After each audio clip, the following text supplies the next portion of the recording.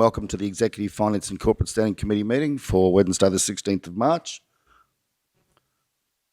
A warm welcome to councillors, staff and to a visitor in the gallery and to all those who are watching through Council's live stream.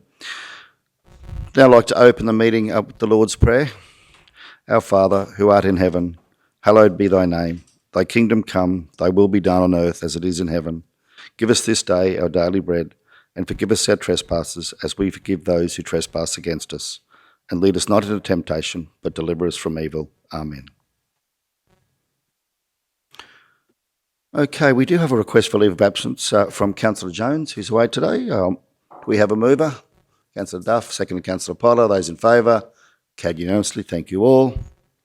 I'd like to call on Councillor Duff to provide the recognition of our traditional owners. Thank you. Thank you, Mr Mayor. I'd like to acknowledge country and the land where we meet this morning, the Waka Waka land, and acknowledge the elders both past, present and emerging. Thank you, Mr Mayor. Thank you, Councillor. Councillors, any conflicts of interest in relation to today's agenda? No? Okay, we'll move on. Item 5.1 is a petition from Wheatland State School. It's at page 5 and can be found there, Mr CEO. Got that there. We've received the petition, I believe, Mr CEO. Correct, thanks, Mayor. This one was received last year. We did an update report, I think about last December or November. This is to just inform Council of the follow-up actions. We've sent a copy, besides the acknowledgement letter and a copy, we've also sent a copy on Friday of to the school with a copy of the attached report so that they're kept in the loop of where it is. For what would seem to be a simple request, there is a fair bit in it because of the risk profile of the activity. The report details some of the other activities that have been going on as far as, and the works have been done and the previous resolutions held on it. So the suggestion for a way forward is that Council calls for quotations to conduct a feasibility report on future sports, leisure, recreation activities at the PCYC. There are other programs that the PC are pursuing at the moment, and a trampoline centre probably wasn't one of their highest priorities. And as I said, and the activity does have a risk profile, but certainly no one's dismissing it out of hand and would pursue it, but it would need some further background work if it was to go ahead. Thank you, Mr CEO. Councillor Duff. Thank you, Mr Mayor. I'd like to move a motion, and I've actually sent it through to Bree, that we do not proceed with engaging a consultant as recommended until such time as the Divisional Councillor and Portfolio Councillor have met with the PCYC and Council staff and a report is brought back to the July Community Standing Committee. Okay, Mayor, just in some wording, and councillors, when you send those through to Bree, it would be helpful if you could CC me in, because the recommendation is in the positive and that's in the negative, so that we do not proceed. If we don't adopt the recommendation, we're not proceeding because there is no action without a resolution. So the first part of it, just as being pedantic, you don't need. Because unless Council moves the recommendation, it can't be. So it would be then a meeting is organised between Divisional Council, Portfolio Council, PCYC and staff, and a report brought back. So keep it in the positive, Mayor. Yeah, so Bree, if we perhaps delete everything from the word as backwards. A lot of that. Can control that mouse. Yeah, okay. So perhaps we just say the Divisional Councillor and Portfolio Councillor meet. Yep. So just, the Divisional Councillor and Portfolio Councillor, and rather than have met, just put meet. Meet. With. So take the words have met out. Yeah, thanks.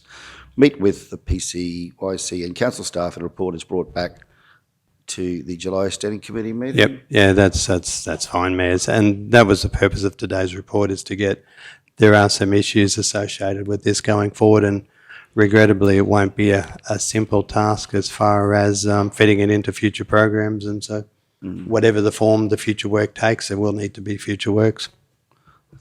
Well, thank you, Mr CEO.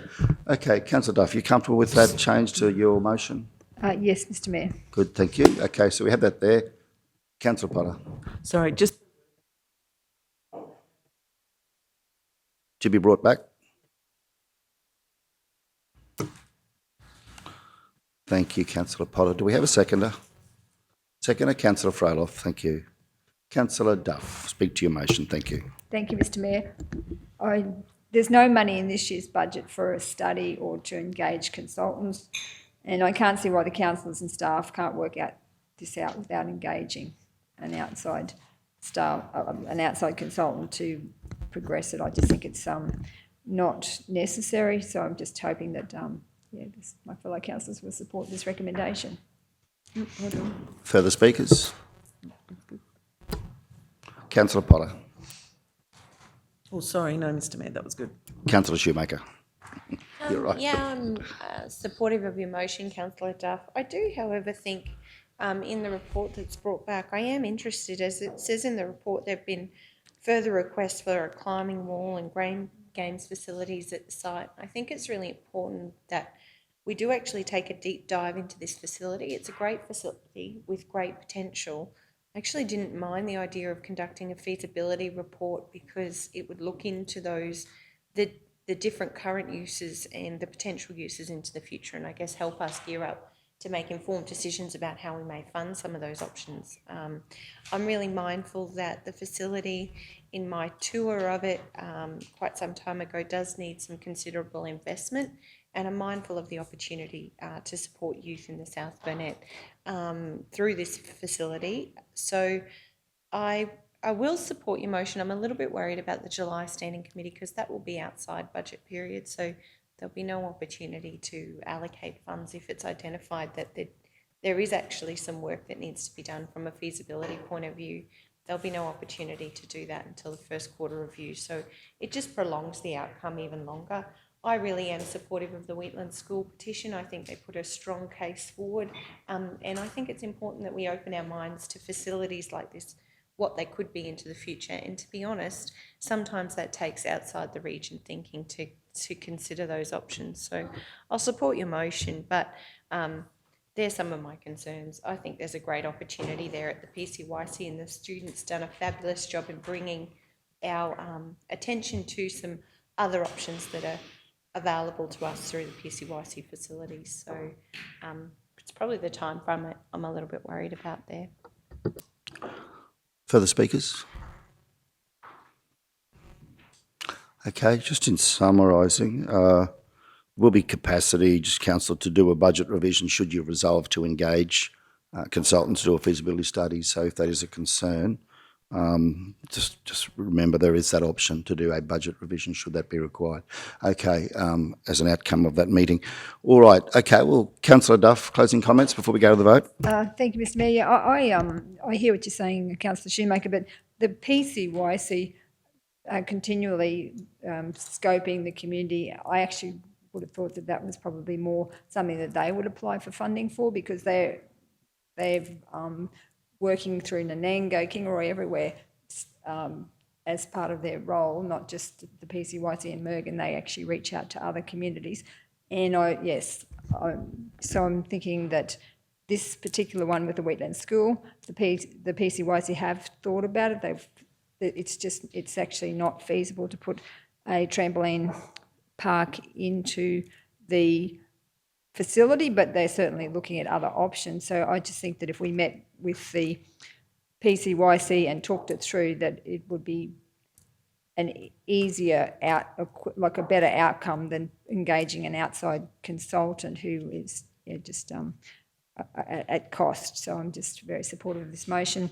And I think, as the Mayor said, we can do a budget review if we decide that there's a need to actually engage a consultant. Thank you. Thank you, Councillor. Let's go to the vote. Those in favour? Carried unanimously. Thank you all. Okay, Councillor Duff. So, Mr Mayor, I've actually sent another motion through to Bree that I'd like to table now, if I could...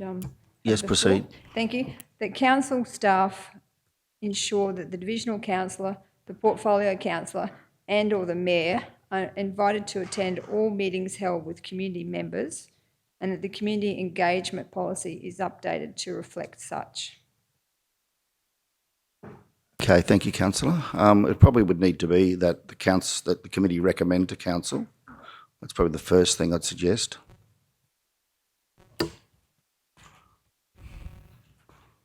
So we'll seek a seconder for your motion. Just a point of order, Mr Mayor.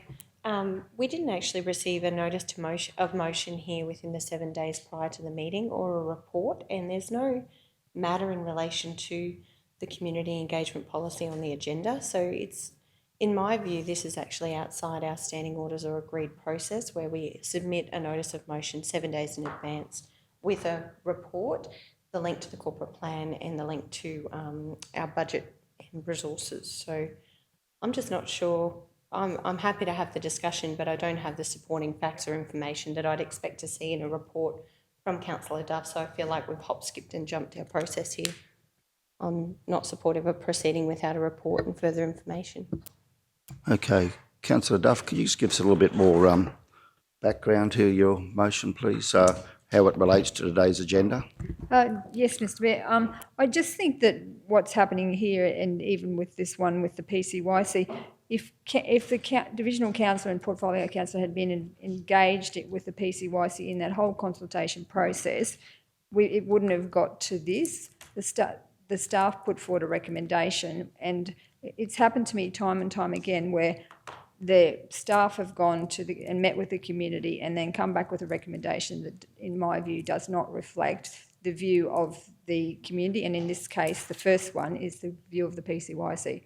To go out and engage a consultant, I wouldn't have thought that that was the view of Renee, who I've spoken to. I'm actually on that board, that we would just go and make that recommendation.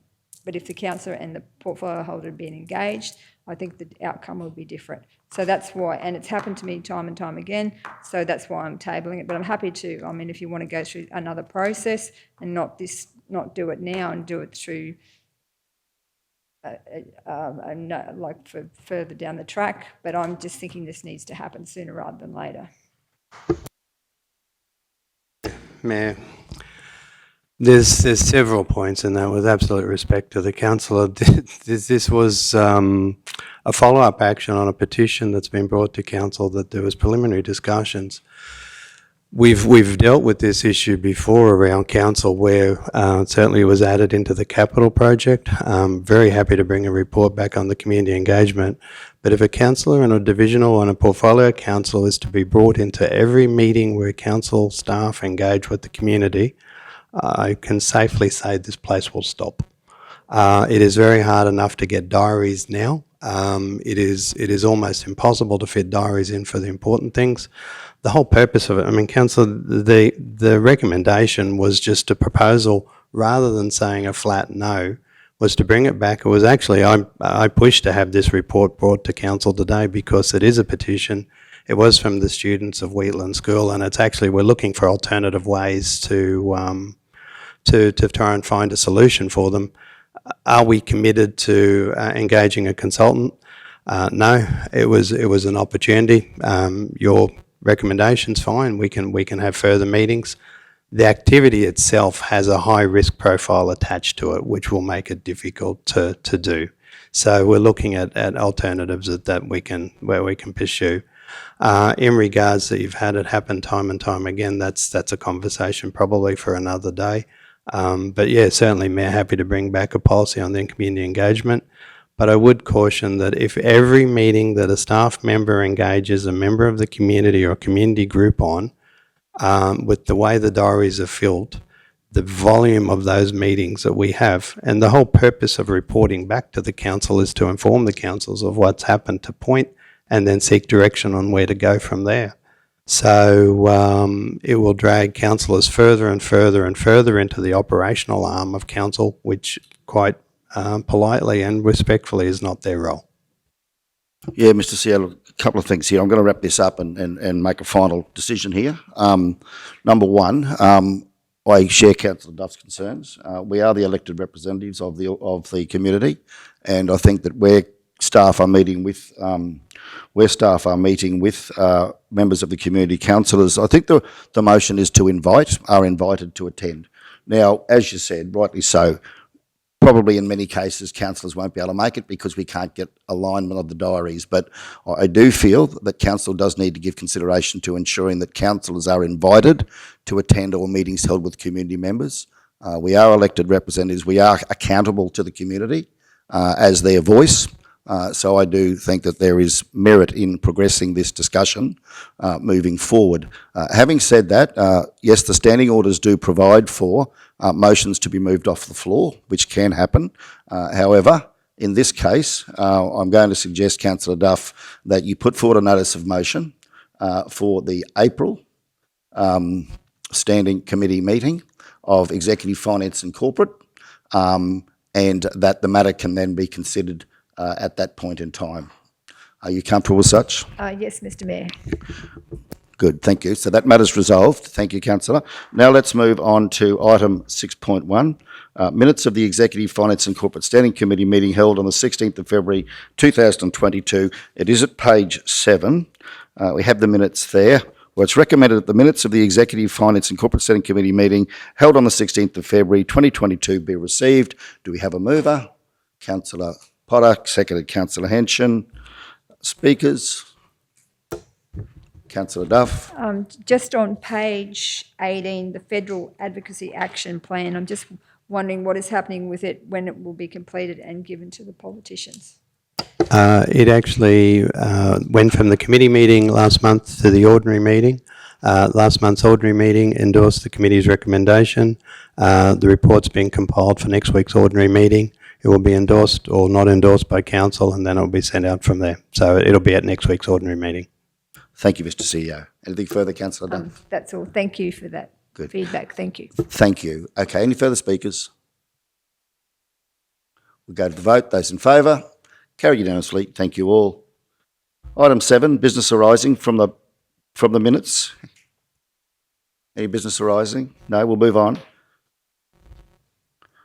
Item 9.1 is the Corporate Services, People and Culture, Communications, Media, Finance and ICT Portfolio Report, which is at page 20, and it's my pleasure to now to deliver such.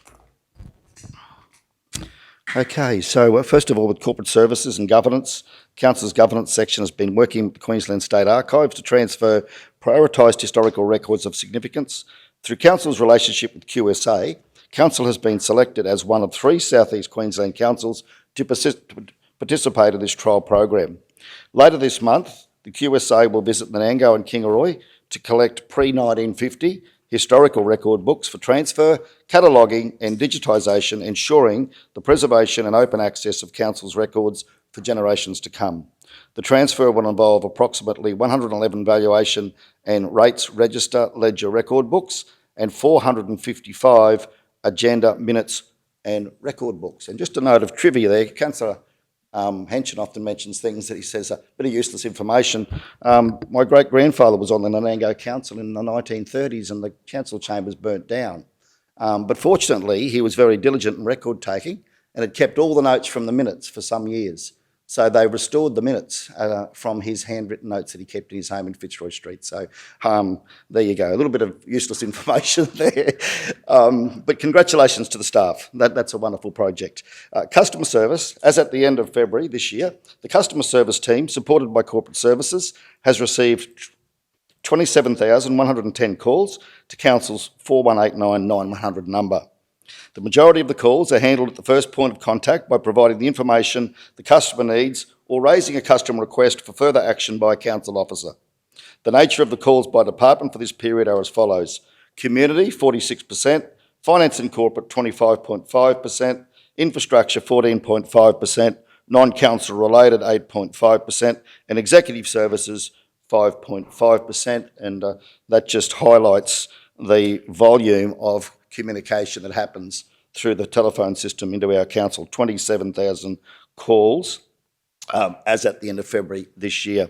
People and culture, school-based traineeships with Sappanet Regional Council. So we're pleased to advise that 8 school-based traineeships have now commenced across council with both office and field disciplines across Kingaroy, Menango and Morgan. Council will continue to provide support to youth in the community and to support our staff who are directly supervising and influencing the trainees. Traineeships within South Bennett Regional Council, with 2021's round of trainees set to finish in March 2022, 5 have been successful in obtaining roles in Council, with another 4 trainees using their well-deserved qualifications into their next opportunities.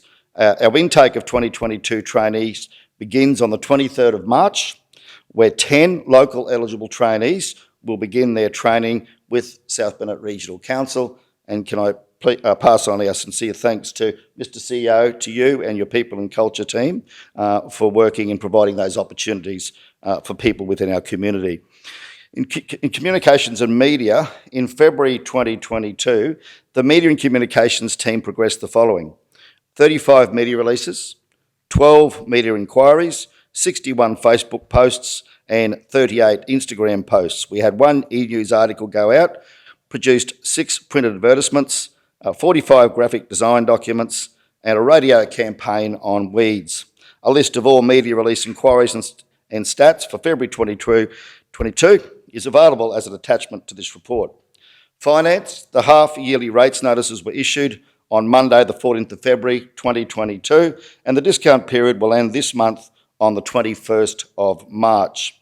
The cash balance as at 28 February was $41.062 million, which is up from last month's balance of $39.36.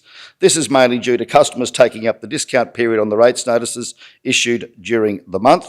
And the 22-23 budget is currently underway with workshops and meetings scheduled over the next few months. Procurement tender update. Evaluated, the bulk chemical tender has closed and has been evaluated with a report of recommended suppliers to be presented to Council at a later date. Released, we've had the renewal of the biosolids contract for wastewater, tenders for the Mondial Hall restumping and re-roofing, and the Wondai Sports Ground grandstand relining of rooms through Council's pre-qualified panels in properties. Soon to be released, we'll be having preferred suppliers for RCP, which is reinforced concrete pipes and concrete. The stores team have been busy rearranging inventory and applying the methodology of a place for everything and everything in its place. Stores are currently experiencing some supply chain issues due to the flooding on top of already pre-existing supply chain issues because of COVID, and the percentage of stores purchases that were sourced locally are shown there. And I'll have to get better glasses, it's a bit small, but it's as presented. Can we see that up on the screen? There, Bree, I think everyone see that. So that's the percentages. Oh, yeah, there we go, that's better. So from July 21 through to February 22, if we go through July 21, it was 44.61%, August 21, 41.46%, September 27.7%, October 41.91%, November 39.11%, December 20.1%, January 37.52%, and February 34.39%. So I'd like to thank the staff for the work that they've done in finance, in corporate, and also in our procurement section for what's been a challenging time through the floods. So I'll now move that my report be received. Thank you very much. I have a second to Councillor Henson. Okay, speakers. Councillor Duff. Thank you, Mr Mayor. I'm just interested in the number of calls. 27,110 is an amazing amount of calls. Just interested also in the community. 46% of the calls were related to community. I'm surprised at that. I would have thought that would have been infrastructure and roads. So just interested to know roughly what the breakdown of community calls, what that means. So through the chair, in relation, I can gather some more realistic statistics for you, but as a general response, it's building, plumbing and planning. That's the primary areas for community. And compliance, animals, absolutely. Animals are actually around our top third. So yeah, they're very busy. Well, thank you. I'm pleased to hear that we have got some interest in building, plumbing and planning. That's awesome. Okay, further speakers. Councillor Shoemaker. Yeah, just great to see the addition of the percentage of stores purchases sourced locally in the report. Thank you for that. I'm keen to understand out of those purchases the value of the spend? Like, is that information able to be shared with councillors? Thanks, through you, Mr Mayor. Thanks, councillor. Yes, when I looked at those statistics as well, that they don't reflect, they're a little bit misleading in a way because, as you know, when we purchased that compactor there for over 300,000, that was sourced outside, so that dropped our statistics even more. But that's because we didn't have a local provider. So I can certainly, probably we need to massage these percentages a little bit and just really be more specific about what they really mean for you. But yeah, I'm happy to relook at those for you, councillor. And that is a valid question, what you're asking. Yeah, thank you.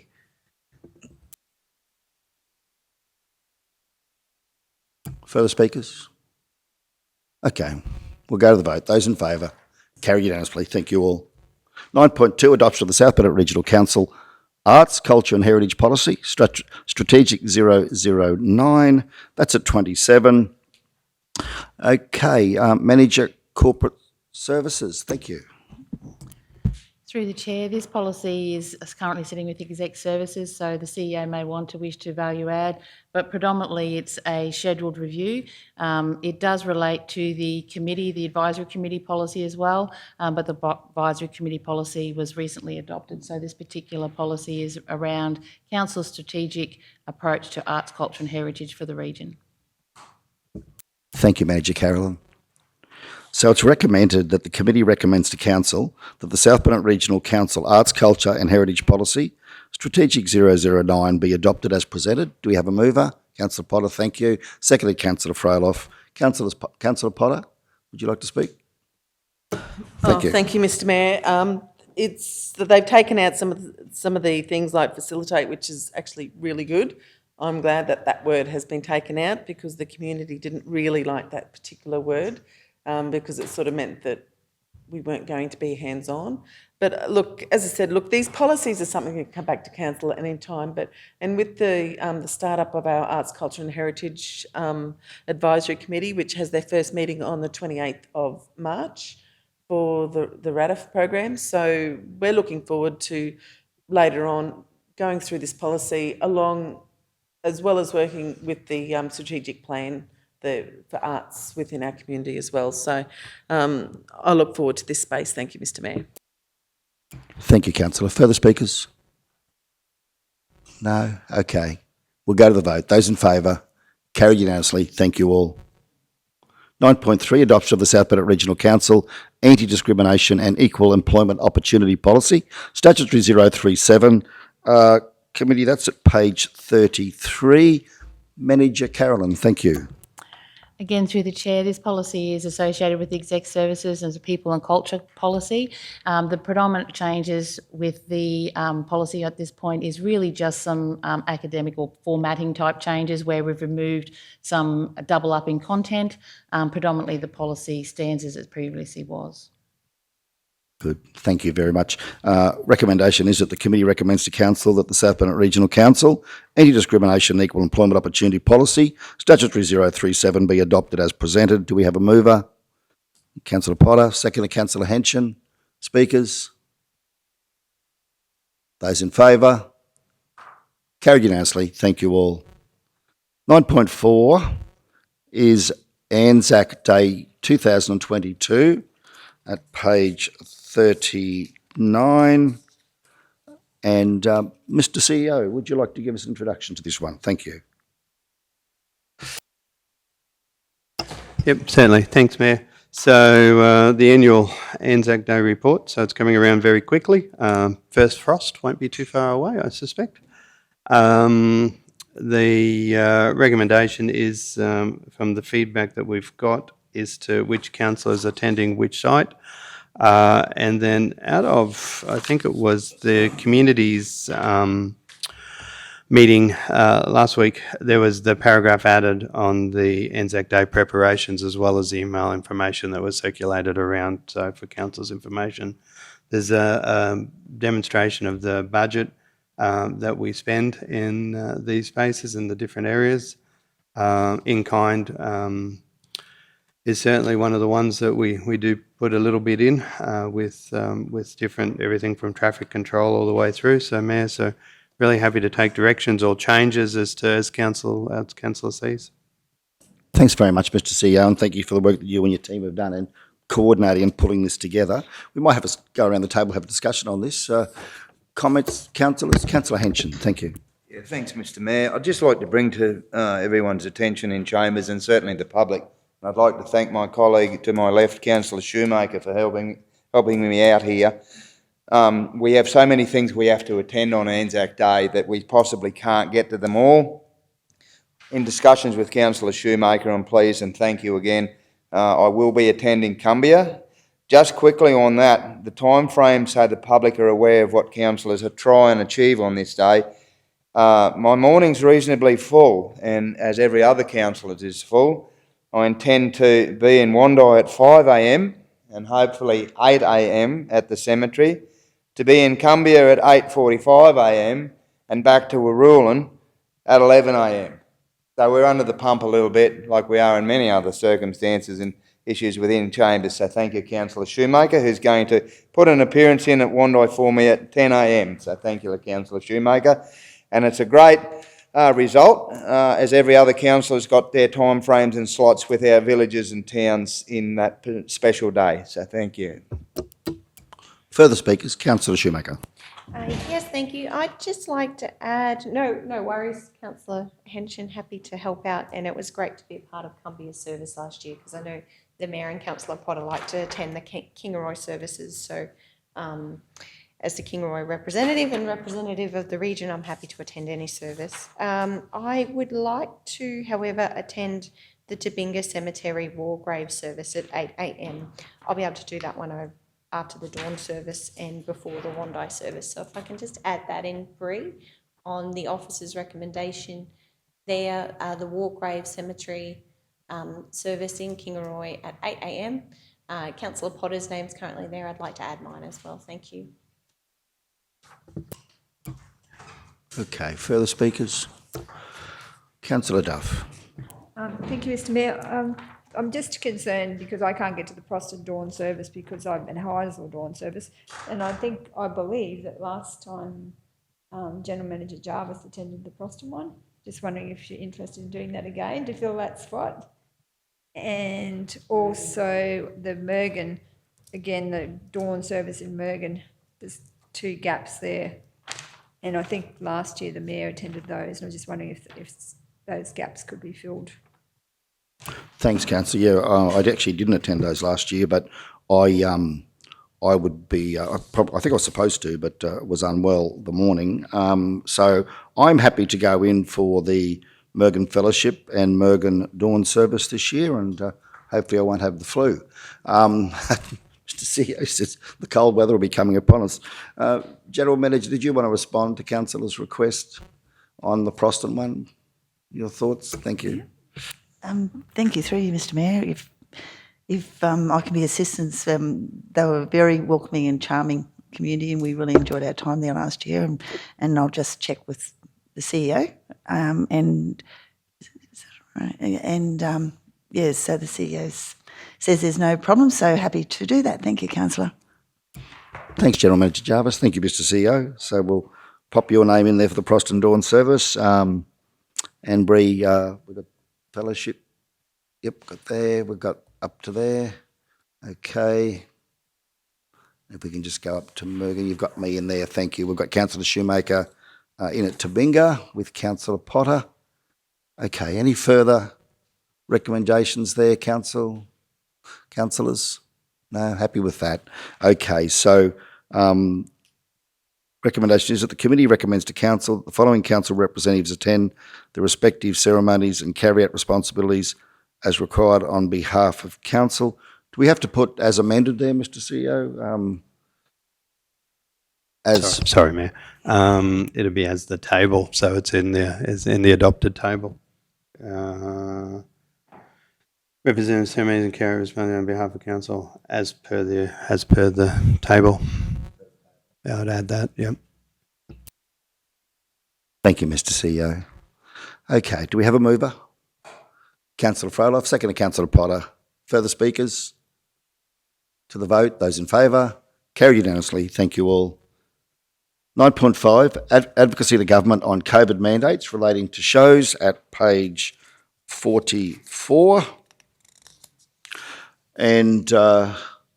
CEO, we've got a report there. Did you want to give us an introduction? Thank you. Thanks, Mayor. This Mayor requested this be put on the agenda. We've had, I take it was direct representation to you, Mayor, through the email. So from one of the show societies, now we've included the content of the email because it probably put the case forward better than we could have placed it forward.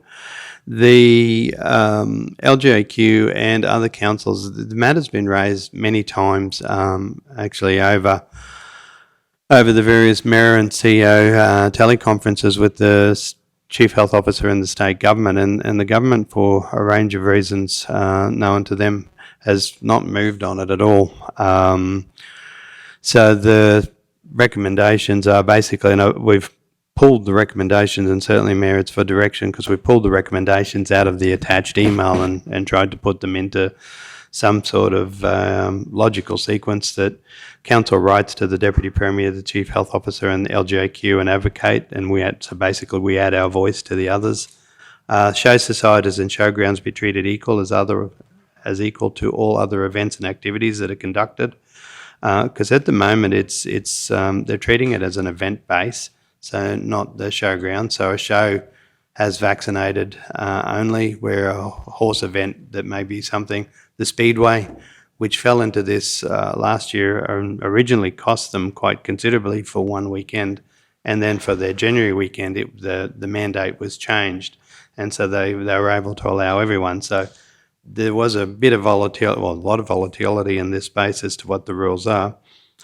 So basically, they'd be treated as a stadium where there's a cap under which there's no requirements. Given consideration to consultation with Queensland Health and Development directives that so significantly impact them, so basically they're asked before anything happens to them into the future, and that a clear and factual account of why showgrounds are being singled out from other industries like sporting activities, markets and stadiums, because for the literature that I've read, it's still not been totally clear as to why they're treated differently. So, Mayor, in your hands. Thank you very much, Mr. CEO, for the report and for that overview. So this matter was discussed at length with the Deputy Premier at a teleconference we had with mayors recently, which included the Chief Health Officer. And certainly it was expressed by a number of the rural mayors that this is an inconsistency in the health directives that needs to be addressed. The Cho did indicate at that time that he would go away and follow up on the issue and report back. But we've seen, to the best of my knowledge at least, we've seen nothing come back at this stage. So I suppose hence the suggestion that perhaps we need to do a little bit of poking and prodding to get this matter resolved before our shows start to roll out across the region. I know Kingaroy are looking to proceed with their show, Mr. CEO. Yeah, Mayor, the only thing that I've seen come back is literally within the last couple of days, there's a letter that Alison Smith from LJQ has circulated, was their response to the, they made representations to the Cho about it, but basically nothing changed. They're digging their heels in and the mandate stands. So I can't fully say that I've read it word for word, but I had a quick flick through it yesterday, and certainly the gist I got was thanks very much, but no, we're not moving. Thank you, Mr. CEO. Councillor Potter. Yeah, thank you, Mr. Mayor. I find it unbelievable that the state government can let 4,999 people into a stadium, and yet they won't let our local shows go ahead without having the tick of approval. It's just disgusting of what they're doing to our local communities. And this needs to be brought to their attention very, very loudly. Thank you, Mr. Mayor. Thank you, Councillor Potter. Councillor Duff. Thank you, Mr. Mayor. I agree with Councillor Potter and the sentiments in this report.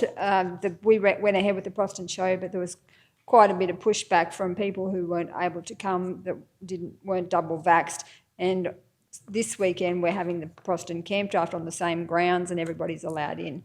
So that's why it's very hard to explain to people why the show, you've got to be double vaxxed, and 2 weeks later you can just go in as you please to another horse event. So yeah, very difficult and challenging for committees to consider. And we ran Proston, but I know Mergen was called off, and a lot of the shows are just up in the air whether to go ahead or not, because you do get a lot of negativity around the fact that certain people can come in and certain people can't. So yeah, very keen to support this recommendation.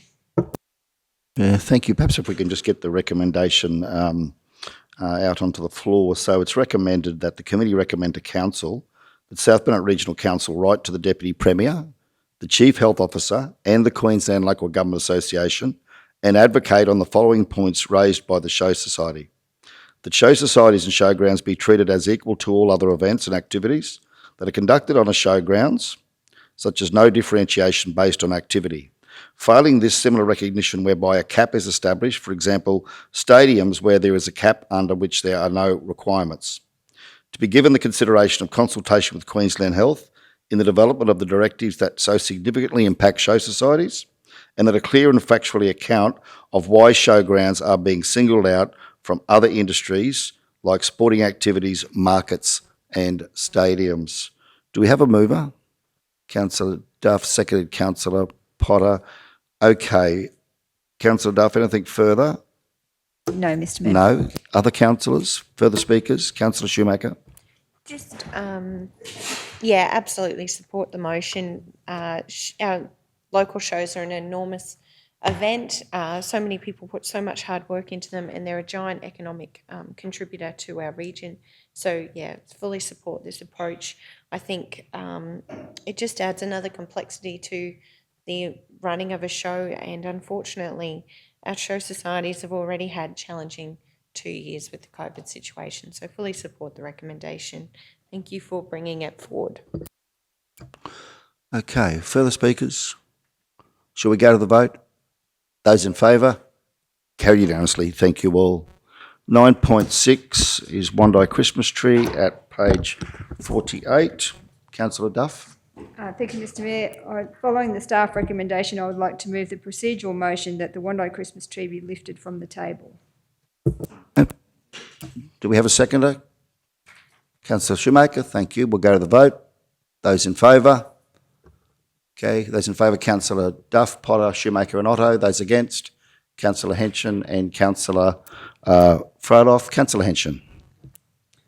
Thank you, Mr Mayor, yeah, and thank you, Councillor Duff. Can I just bring to your attention, and we'll speak on this, I'm sure, a little later, was moved, the reason to, of course, leave this lay on the table until now was because of the TAC meeting, and the TAC meeting got cancelled because of weather conditions. Take Chamber's consideration that that be taken into consideration again, and I thank Councillor Duff for an email this morning from Senior Sergeant Brett Everest in relation to it. Thanks, Bree. And the whole purpose of that TAC meeting was for that to have a roundtable discussion with all those entities, be it the Queensland Police, the Main Roads Department, just to verify and make sure that there was no impeding implications in the design of that. So I'd ask Chambers just to take that into consideration in this further discussion. Thank you, Councillor Henson. Okay, so we have that there. Councillor Duff, any response? Are we voting on, we've already voted on the procedural motion? So I would like, sorry. Yes. And we have a recommendation.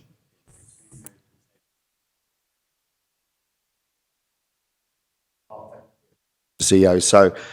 So last meeting it was moved and seconded, and the motion was that the committee recommend to council that the Wondai Christmas tree infrastructure is installed at the Scott Street roundabout as part of the upgrade works. So, Mr. Chair, that motion now comes back to the floor. It was moved by Councillor Duff and seconded by Councillor Frodoff. Yep, Mayor, when this one was laid on the table, it had already been moved for active debate, so effectively now the meeting just picks up exactly where it stopped. So it's moved and seconded and you're in formal debate. Thank you very much, Mr CEO. So we have it moved and seconded. Councillor Duff, would you like to speak to that motion? Thank you. Thank you, Mr Mayor. I would like to acknowledge our Wandai representative in the gallery, Winston Burrows, has come along again to obviously support the deputation and the petition that was presented, and to support the community of Wandai. Councillor Henson raised concerns that he wanted to take it to the TAC meeting, and obviously the TAC meeting was called off. I couldn't see the point in going to the TAC meeting, because the reason why the Christmas tree was put there in the first place was it had already been through that process. So it was, but just to seek, in my mind, clarity around it and why we would need to take it back to the TAC, I actually emailed Senior Sergeant Brett Everest, who is a representative on the TAC. He's the OIC in Mergen, and he has responded with an email that I sent around to all of the councillors last night, and also the CEO and the general managers. Would I be at liberty to read that? I think you need to do so, Councillor, in terms of for the benefit of the community. Thank you. So it was, good morning, Kathy. Thank you for your email. In response, I will provide the following advice points. So my request was what his views were on the Christmas tree being kept on the roundabout. Police have not received any complaints about the positioning of the Christmas tree. Such complaints, I suspect, would be concerning any issue directly affecting the ability of motorists to drive that section of road. We have not received any such complaints. In review of safety to motorists, the Christmas tree does not pose a safety issue. The only safety issue I would presume that may come about from a structure of this kind is obstruction to the driver that impedes their ability to obey the traffic laws specific to the area the obstruction is positioned. As this is a roundabout, drivers give way to their rights, so with the Christmas tree being in the middle of the roundabout, does not obstruct drivers in that capacity. The other safety issue would be that of distraction. Having a structure positioned in a way that distracts the driver to the point that near misses or actual crashes occur. No traffic incidents have been reported that are directly contributed to this Christmas tree. If I were to receive such a complaint, a review would certainly take place. However, the argument that it is distracting to the drivers to such a point that incidents were occurring would be dismissed. Otherwise, all the billboards erected across the country would have been removed by now, as they are specifically designed to take the attention of the driver from the road to the advertisement. So how could a Christmas tree be such a distraction, especially where there are no reported incidents? If you need anything further, let me know. Thanks, Brett Everest, Senior Sergeant, OIC Mergen, and there's a phone number there. So that's the point about safety that I thought that just to allay any fears that Councillor Henson had about safety. I think that we need to listen to our community. We have a petition of around 95 signatures. As I mentioned last meeting that we had this raised, I went to an RSL sub-branch luncheon with over 100 people who put their hand up to support the Christmas tree staying on the roundabout. We have to listen to the people. It is our role as councillors to listen and be the voice of the community. I'd like to thank the Wandai people who have gone to the trouble of presenting that petition, and to Winston Burrows for coming this morning to represent his community. I hope that we as a council team will listen and support the wishes of the people of Wandai. Thank you. Councillor Potter. Thank you, Mr Mayor. I think the point's being missed here, guys, because we've already had two petitions, one to move it and one to leave it there. So my personal belief, we need to go back out to the community as a whole, not in separate little groups. We need the whole community to put their voice forward on this. This is not something we should be deciding what they want by one petition. We've already had two, one for, one against. So with roughly the same numbers of people, we need to go back out to them now and ask them their opinion. I don't think this is something we should be deciding now. Thank you. Further speakers? Councillor Henson. Thank you, Mr Mayor. Yeah, look, in all due respect to all those people that signed petitions for and against, my sole purpose was to take it, leave it on the table and take it to the TAC meeting, was just that, consultation with main roads, police main roads. As the police has stated, they don't have an issue and there's been no reported accidents there. That's wonderful. In that TAC meeting with SES, ambulance, local disaster management, main roads, QPS, that's what's discussed at a TAC meeting. Hence is why I asked for it to be tabled and it is on the agenda at the next TAC meeting to be held next Tuesday on the 22nd of March. So my purpose of taking it to a TAC meeting was just that, consultation with those entities, and I guess the main roads is the major one. Well, no, they're all equal to one another as to why, and get an appraisal from them as to what their take is on it. I certainly fully appreciate the Wandoi residents with the Christmas tree in the centre being a passionate part of your support for that roundabout, Mr. Burrows, so fully appreciate that. To see petitions come shows that there is genuine commitment and faith and support. It comes from both sides. I've had text messages over the past week supporting one, supporting the other. We're here to try and represent, not necessarily make that decision, but listen to the community as to what they want. The other thing that I did ask that our infrastructure guys, whether there was any cost implications in the removal and the reinstatement of that Christmas tree in that new design of that roundabout. They were my two concerns, with main roads and with the cost implications. Hence is why I asked a delay on the table. So I'd like to think that those two points of deliberation be considered. Certainly can vouch for both. I think the Christmas tree, I believe, has been a contentious point within the Wandoi residents for some period of time. So it certainly would be good to get some direction on this and get a result that's, you know, acceptable by all concerned. So that was my purpose of taking it to the TAC committee, which was cancelled due to unforeseen weather events. It's being held next Tuesday. Thank you. Further speakers? Councillor Shoemaker.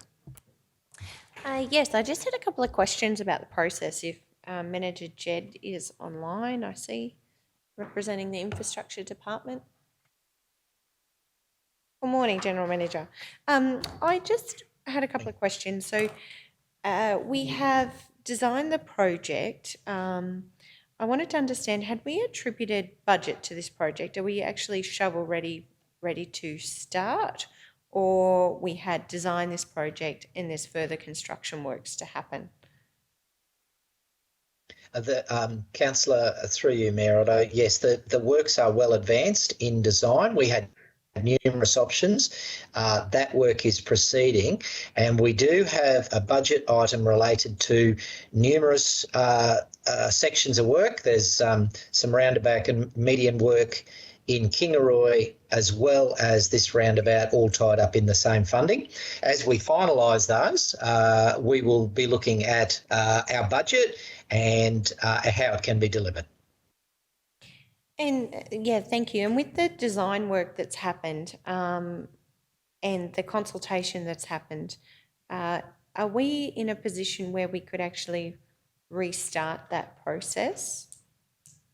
Or I'm concerned about the cost and the delay in the project. If we restart the design work and the consultation process and go back to the beginning, how does that position the project to actually be delivered? Through you, Mayor Otto. Councillor Shoemaker, no, I don't think that is a concern.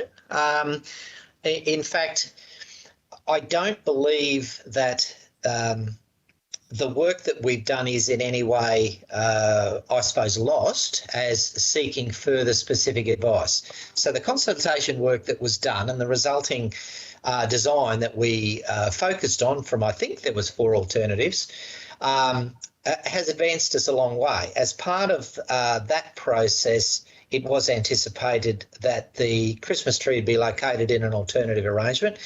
I think it's more a matter of considering this specific additional item and I suppose extending our consultation process. It is my opinion, and I will seek advice from the designers, but I don't think it's a matter of starting from scratch in any way. We have advanced most components of consultation associated with its design, and I think we can then deal with this additional consultation item and make any changes to the current concept following the advice that we receive back from that and a decision of council. Yeah, thank you for the clarity. Based on the information that we've been provided and the report, I'm not supportive of making a decision where the Christmas tree should be located at this point of time. I agree with Councillor Potter. I think we need to extend the consultation period. Certainly, I fully respect there are 99 signatures, Councillor Duff, on this petition that's been provided, and each one of those views is important. If we go back to consultation, it's an opportunity to talk about, well, if we incorporate the design of the Christmas tree into the roundabout, what does that look like, in my view? And it also allows those people, because clearly there's opposition here dating back to 2018, when it was first suggested it be moved, that either the Christmas tree stay or be relocated. And I did, in hearing the community and participating in some of the consultation, the people that I spoke to at the library that day, many were very supportive of moving it. So if they've changed their views, I'd like to understand that further. So I'm not supportive of council actually making a decision about this because, to be honest, this project is a real important project in terms of giving Wondai the entrance it deserves to a beautiful country town. I absolutely want to make sure that we get it right and that the community is united in what we deliver. So I'd hate to see our community be divided over something which should be for a reason for celebration, a Christmas tree. I'd like to see our community come together and really embrace the design that's put forward. So if there has been additional conversations happen since that consultation that we had, and it's not going to impact on the construction of the project, I'm supportive of extending the consultation period and listening to all feedback, and then bringing back a design that everybody is supportive of. I think I don't want to make a decision about whether it should be there or shouldn't be there. I think we have the conversation and continue that consultation period. So I'd like to put forward a motion, thank you, Bree, or an amendment to the motion, that the committee recommend to council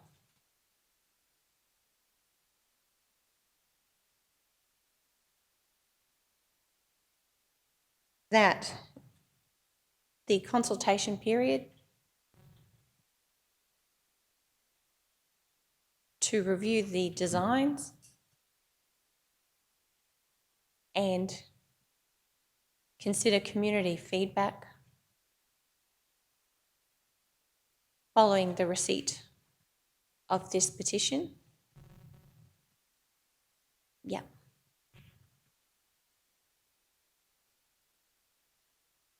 Receipt of this petition.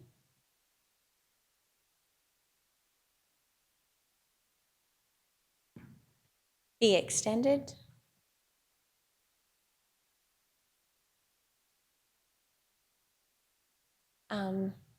And that specific feedback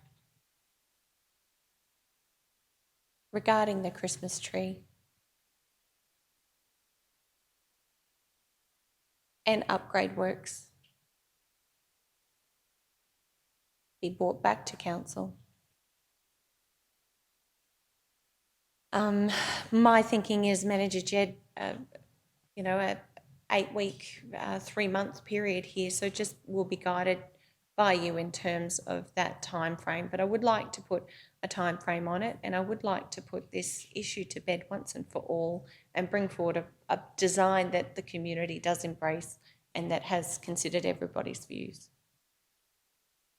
Yeah, Mr. CEO, I think there's a question here as to whether this constitutes an amendment and goes to the original motion. Mr. CEO, your thoughts? Mayor, Councillor, I'd probably call that a foreshadowed resolution. It's different to, and I suppose it solves the question in my head, if this one gets voted up or down, what happens next? So if I may, so the petition's a little bit out of sequence for us because the petitions generally get presented to an ordinary meeting, but we had the notice of motion, so it's been attached and been discussed at the 2 standing committees. So the petition will still come back for just the mechanics of it, for receipt at the March ordinary meeting, so which will be next week. So that'll be the petition. So it doesn't get lost, so it's formally received and it can be dealt with. The resolution that's there is quite specific. It's to create an action to do something. The recommendation, the amendment that the councillor just put forward is quite different because it would stop that action. So really, as a foreshadowed resolution, I suppose it comes now down to the point, if the resolution or the recommendation as moved and seconded, because you can't deal with two at once, and one has to be dealt with and then the secondary one has to be dealt with, is passed, well then the foreshadowed resolution is noted, but it has no effect. If the recommendation that's moved and seconded is lost, well then the foreshadowed resolution is dealt with in sequence. Okay. Councillor, Happy I to- just think it's just too much of a broad change Sure. to allow an amendment, Mayor. Happy to allow the recommendation I put forward to be a foreshadowed recommendation should the recommendation around the Christmas tree be lost. So that's already been tabled. So thank you. Okay, further speakers? Okay, further speakers. So we're back on the original motion. We have the motion that the Wando Christmas tree be installed, is installed at the Scott Street roundabout as part of the upgrade works. Okay, no further speakers. Councillor Duff, we'll go back to you for concluding comments, then we'll go to the vote. Thank you. Thank you, Mr Mayor. So it was my view that the roundabout, the actual consultation on the roundabout, there was no question about the Christmas tree. So I had spoken to, I'm pretty sure it was probably General Manager. Point of order. I'd just like to confirm. I'm pretty sure the Christmas tree was actually on that survey. No, I can clarify it wasn't.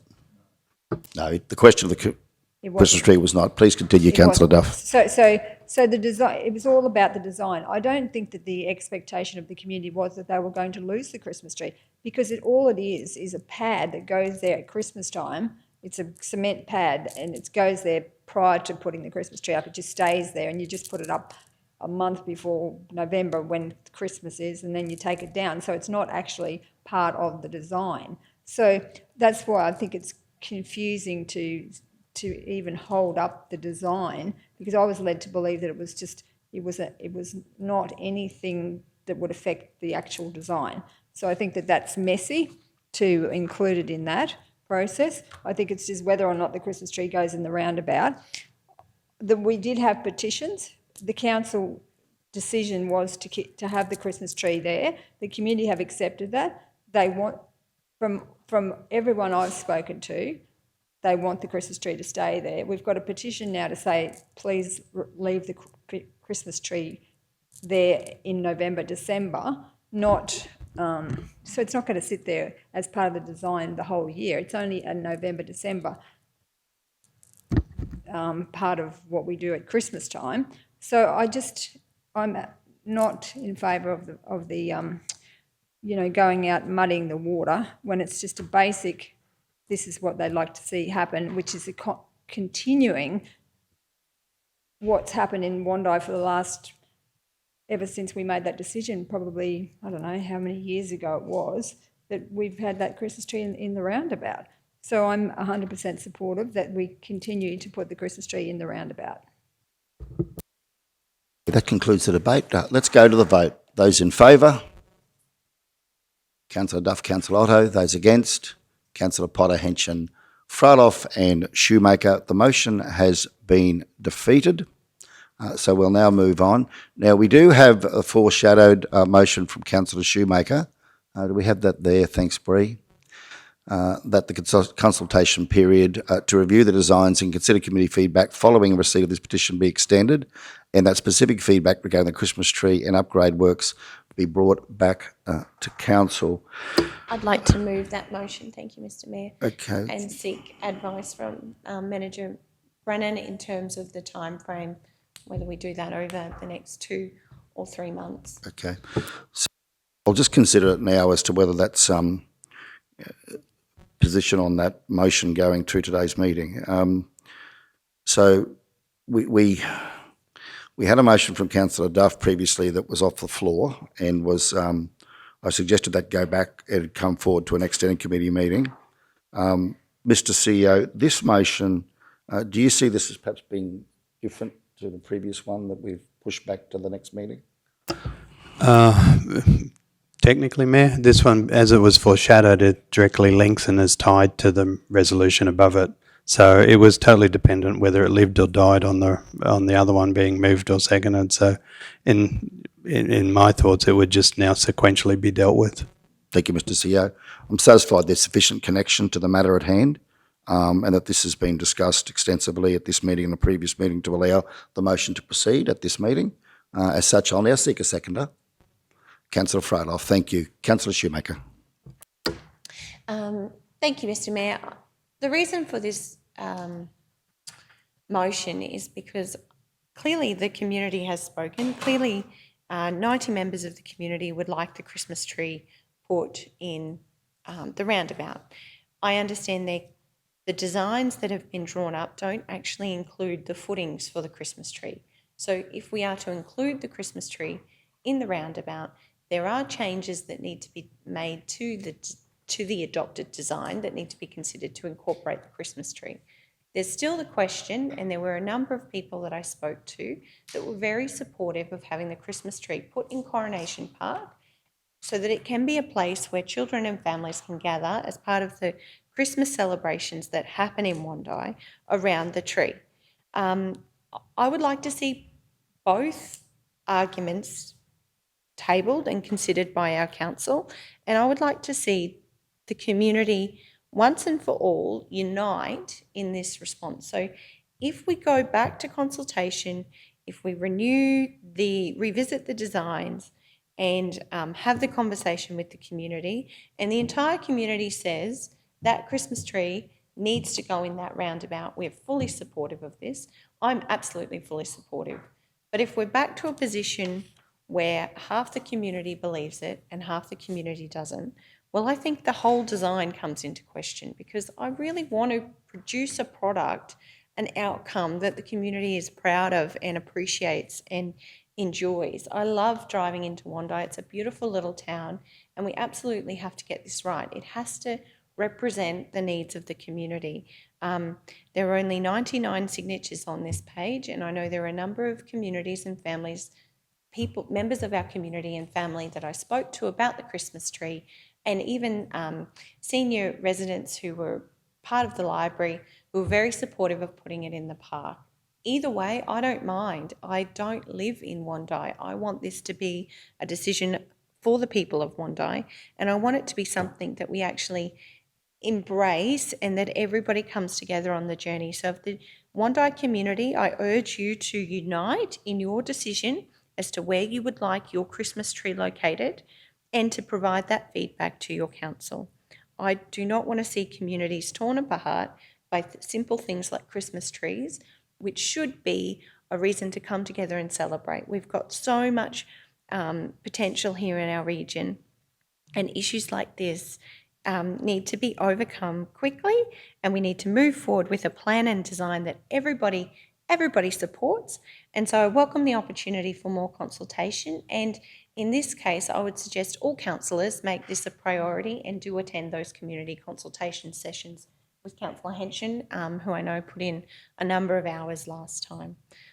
Thank you, Mr Mayor. I certainly commend this recommendation to the Chamber. And just Manager Jed, if you can confirm the time frame that you think would be reasonable for your staff.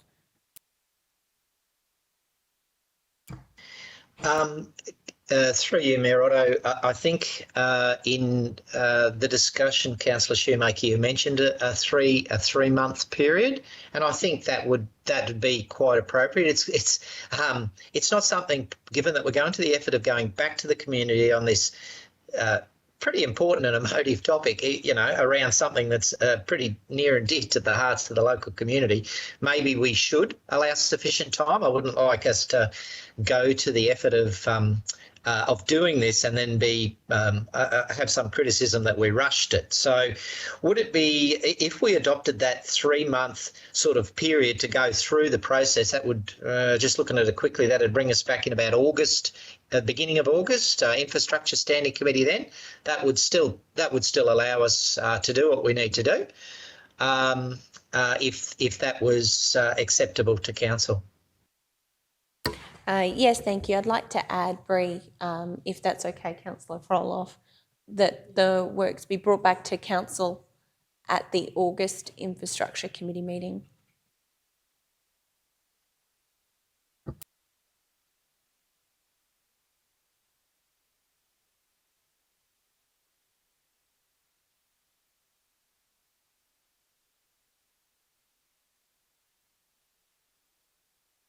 Councillor Froloff, you confirm? Okay.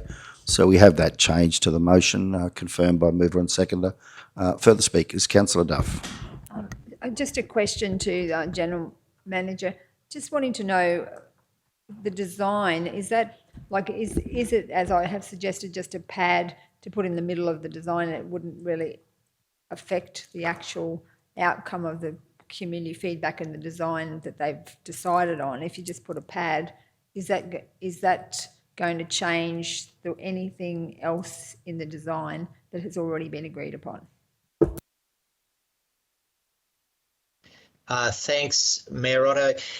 Councillor Duff, I actually believe that we have James Darcy online, who knows the specifics. May I defer to him, please, Mayor Otto? Thank you, General Manager. Good morning, James. Good morning, Council. Sorry for being late, but I've just dialed in just to take this item further for discussion. With the roundabout, at this point in time, and the nature of the footing, as was just raised by Councillor Duff, is it is actually like it's a board footing. Essentially, it would be, for something of that size, probably 1.5 to 2 metres deep, and would impact on some of the surface materials on how that's achieved. So if we were going to do that, we would need to do that fairly early on. So we can't necessarily have it as an afterthought. We would need to take it into consideration, because essentially all the adjacent works need next to that footing would need to come after that has actually been done. So yes, you could do everything early on and then have it capped at a surface level, but then you've also got the frame as well that goes with it. So you would need to assemble that frame before you then complete the surface works to finish off the project. So it's something for council to consider, as well as the access of plant, because you've got like an elevated working platform that needs to go in to assist with the population of the tree. You need a stable footing for that. You would probably need to consider whether you actually have any ground plantings at all, given that you need to go right around the circumference of the tree to assist with beautifying it for the occasion each year. So all this needs to be considered fairly early on to know what we want as an outcome here.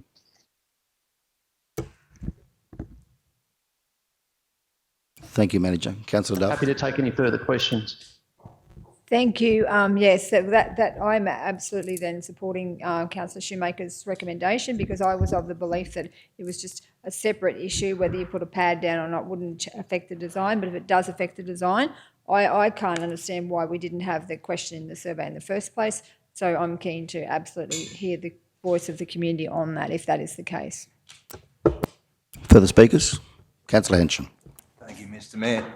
Yeah, and I probably only need a nod from our gentleman in the gallery, but I would welcome, through this process, all members of the Wondai public, and certainly Mr. Burrows there, to come along on this journey to make sure we get the right result here. And I see Mr. Burrows is nodding, and I'm sure there'll be plenty other in the Wondai community that do the same. And thank you, Manager Darcy and Mr. Brennan, to shed a little bit of light on that as well. And let's hope that we can move forward with this and get the right result for Wondai. All along I've said, I have never not supported the fact that the Christmas tree not be in the roundabout. The general public on our community consultation days, and we had 6 of them, the general consensus there, and as Councillor Shoemaker said, we'll have those figures somewhere, was that some of those people were supportive of putting it in Coronation Park. The petition that's come from the Wandai people certainly supportive of leaving it in the roundabout. We take that on board and look very forward to further community consultation, and let's hope Mr Burrows and the All community can get this right. Thank you. Anything further? Okay. Councillor Shoemaker, closing comments? No, thank you, Mr Mayor. Thank you. Let's go to the vote. Those in favour? Carried unanimously. Thank you all. 9.7 is the South Bennett Regional Council's bulk water treatment chemicals at 56. And we've got the report there with the recommendation. I think we'll go straight to the recommendation on this one. The recommendation is that Council approve the recommendation report to award contracts to the following suppliers: Omega Chemicals, Coogee QCA Proprietary Limited, Activated Carbon Technologies and Redox, with the chemicals as presented on screen and the amounts as shown against each of those products over the 24-month period. Do we have a mover? Councillor Froloff, seconded Councillor Potter. Speakers, Mayor, Mr CEO, sorry. it's just missing the brief. You could put in that the committee recommends to council. Thank you, Mr CEO. Yeah, no, thank you very much. Get that right. Thank you, Bree. Okay, so moved by Councillor Froloff, seconded Councillor Potter. Councillor Froloff, opening comments. Thank you. Yes, thank you, Mayor. These suppliers that we've got on here, they have been used for council many other times, and they're very reliable. The issue is that we've got to have these chemicals to keep our water and wastewater safe, and so we don't go down the Queensland State Government getting big fines. So I'm very supportive of this. Councillor Shoemaker. Yes, I don't disagree. I just noted a couple of things in the tender, or the documents provided, and just had a couple of questions if Manager Jed or Tim, you're online.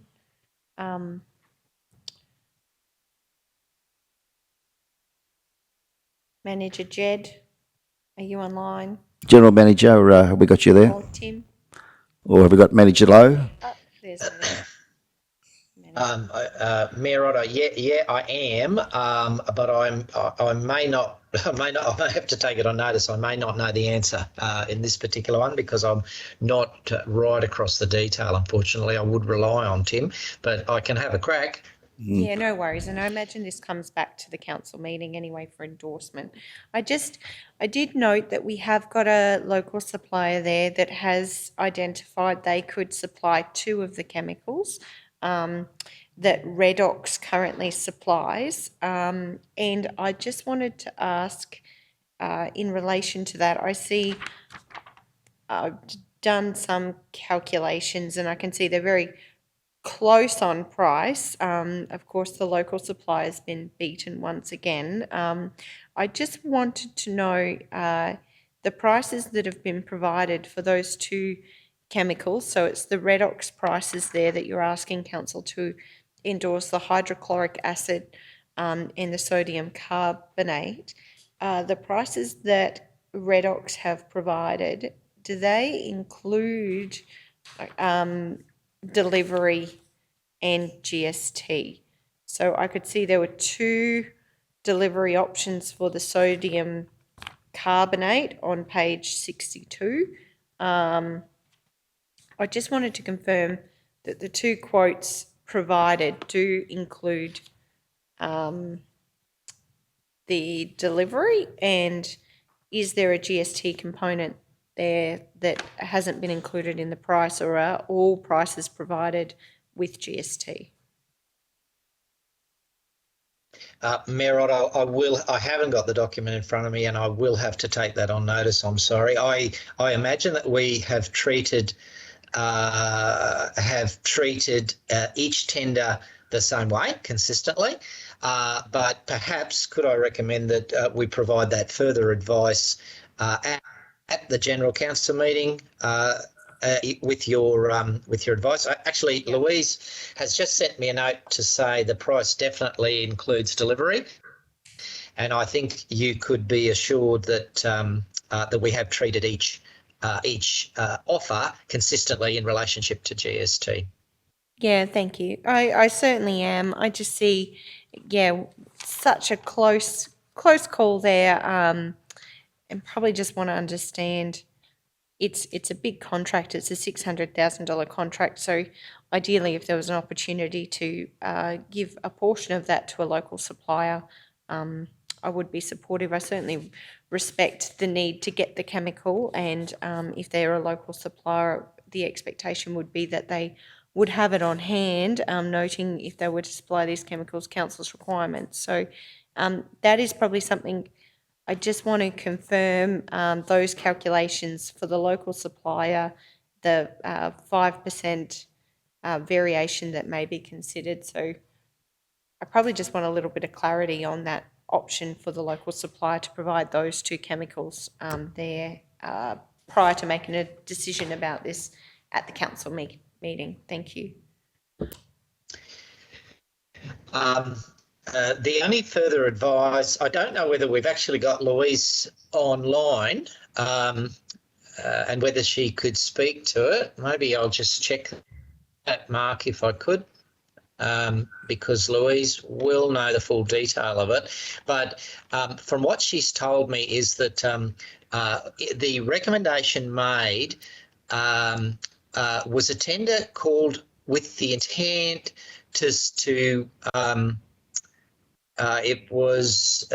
there was an intent to let separate contracts for each component, because there's generally specialist suppliers for each component of it. So it was Lou's intent that we would separate it, so it only really affects the one component that you're referring to. So if I could make that point at the start. Secondly, the recommendation that's been made by officers has taken into account our local content criteria of our purchasing policy. So that has already been taken into account. The third point that I would make, and this is a generalisation, Mayor Otto and councillors, is that we do take very seriously I'm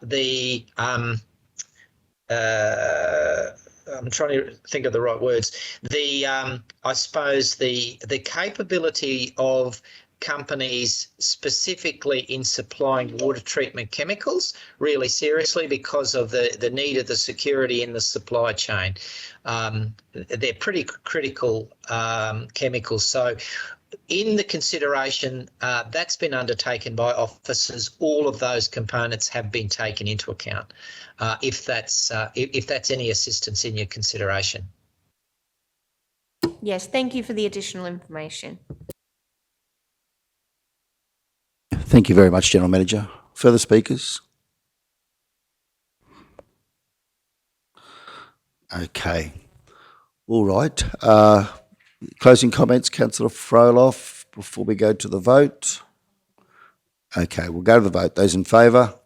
Carried unanimously. Thank you all. 10.1 is the Regional Development Portfolio Report at 64, and I'd now like to welcome Councillor Shoemaker to present such.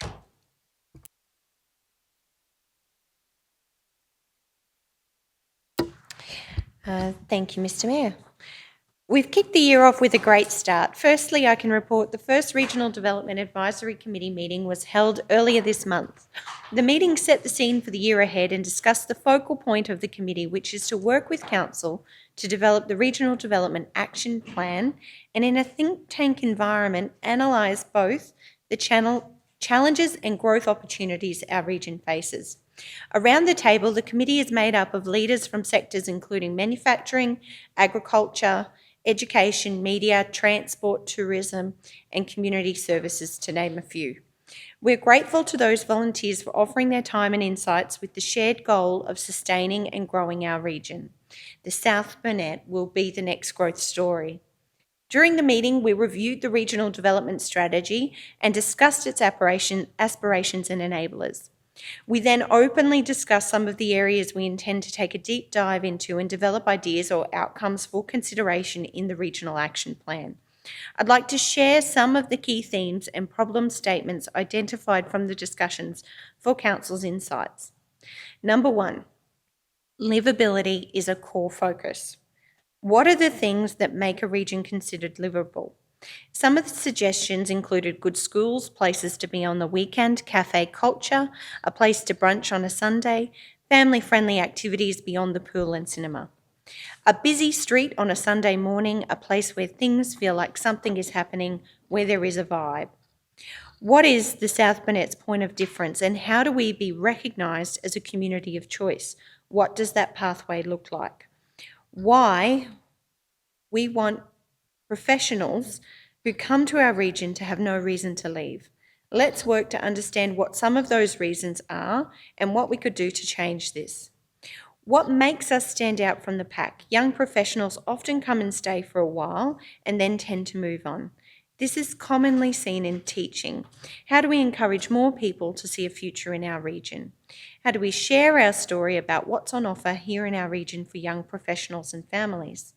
Number 2, sports, recreation and adventure sports are important to the wellness of our region. Sports are important to families. The South Burnett facilities are spread far and wide. PCYC is a fabulous facility, however the challenge for many is access to it. For example, from the edge of our region in Blackbutt, it's approximately 95 kilometres to Mergen. From our second biggest populated centre, Nanengo, it's approximately 60 kilometres. From Cumbia, approximately 73, and Geelong, approximately 84. PCYC is perfectly placed to support the communities of Mergen, Wandai and Cherbourg. What's available for the remaining parts of the region? What options are there for young people and youth in our region to connect through sports? And what are the gaps? What are the needs of our existing clubs and sporting facilities to enable them to grow and continue to support major carnivals or events? What are the opportunities to increase indoor sports facilities, grow sports tourism, or bolster adventure sports like mountain bike trails? And there was enormous acknowledgement of the rail trail as an economic enabler. Number 3, we discussed public transport assessment. What options do we have for transport? What do we need? How could we partner to deliver improved transport options? Electric scooters, footpath connectivity, ways for people to safely move between places they need to be in our region. How do we support people who are vulnerable with disabilities or elderly in our region with the challenges of transport? What are the gaps? What are the ideas for solutions? Health. How do we make our community aware of the services available in our region? Some retired residents are choosing to leave and live in places like Toowoomba to access health services. However, this takes them away from family supports. With the new Kingaroy Hospital and the options due to the redevelopment of the Lady Flo Bajocki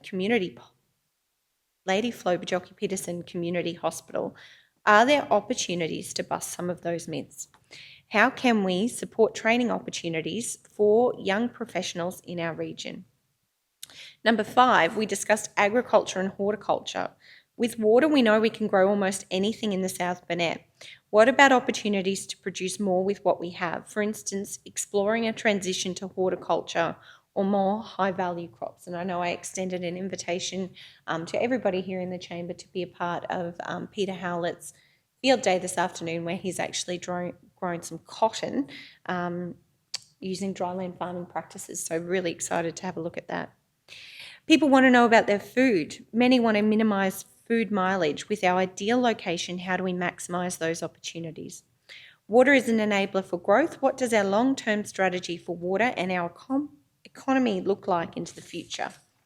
Export potential is high. How do we connect producers and growers to export markets? How do we share ag tech and innovation? What are the opportunities for value adding from what we grow? Are there opportunities to process different crops here in our region? What would we need to offer to enable that to happen? What are the opportunities to create a circular economy with the waste products generated in the South Burnett? Tourism. The South Burnett is a hidden gem.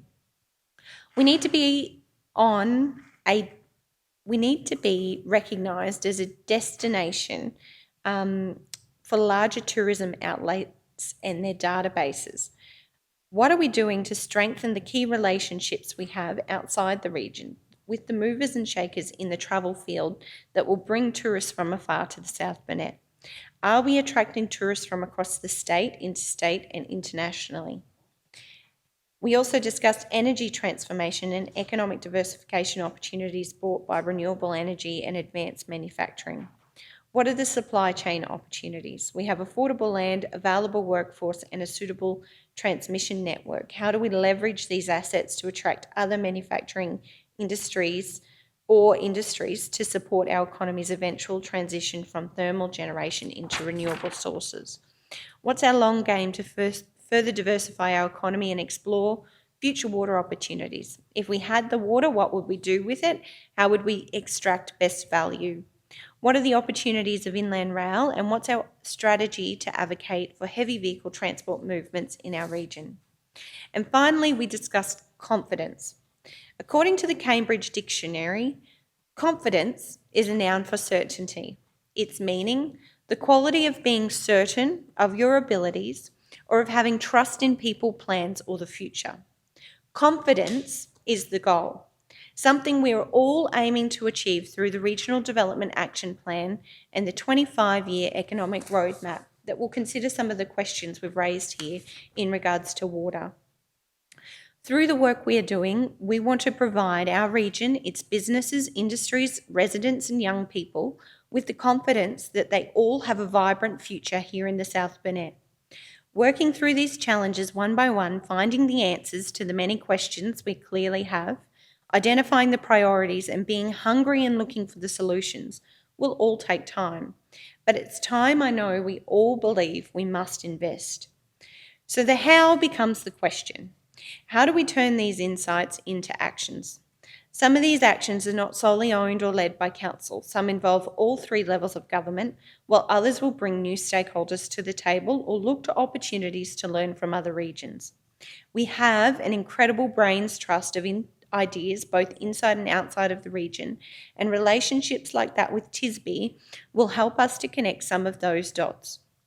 What I know for sure is the research that we do, the relationships we build and strengthen, and the learnings we seek will help to build the confidence we have in our region and the confidence others see in our region.